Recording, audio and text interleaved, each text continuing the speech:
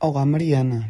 Bom dia, Rodolfo. Enquanto tomava o pequeno almoço, assisti a uma notícia na televisão sobre a seca em Portugal. Afinal, para que serve a água nos seres vivos? Por exemplo, para as plantas. Sabes, a água é muito importante para a vida dos seres vivos. No caso das plantas, em ambiente terrestre seco, possuem raízes muito longas e podem apresentar calos carnudos, folhas reduzidas a espinhos ou em forma de agulha. Podem ainda estar cobertas de pelos ou ser duras para evitar possíveis perdas de água pela transpiração. Estes tipos de plantas estão adaptadas à escassez de água. São plantas xerófitas. Uau! E as plantas que vivem em ambiente terrestre úmido? Essas plantas têm folhas de grandes dimensões, sem proteção para as perdas de água, pois esta é abundante. Pois, faz sentido. Como são as plantas aquáticas? As plantas aquáticas têm raízes curtas e folhas largas que flutuam. Também são conhecidas por plantas hidrófilas. Mas, Mariana, as plantas só se caracterizam quanto a este fator, a água?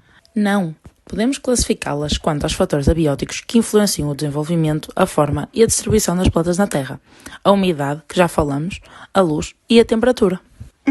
Então, e relativamente à luz? Todas as plantas têm a mesma necessidade da luz? A luz é indispensável ao desenvolvimento das plantas, pois estas utilizam-na como fonte de energia para produzirem os seus nutrientes. Mas não, a necessidade não é a mesma para todas. As plantas de sol necessitam de muita luz para viverem. Já as plantas de sombra desenvolvem-se em locais muito pouco iluminados. Ah, não sabia.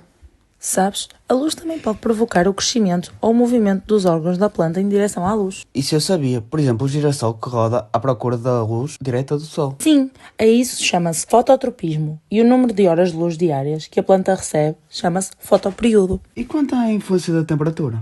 A temperatura também tem um papel importante.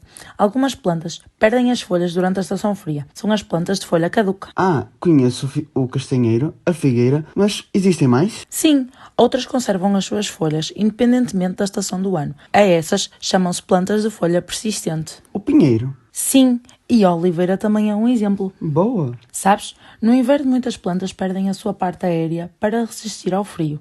Os seus caules e raízes subterrâneas ou as sementes muitas vezes são os únicos a resistir às baixas temperaturas. Vamos para a aula de ciências. Vamos, quero aprender mais sobre este assunto.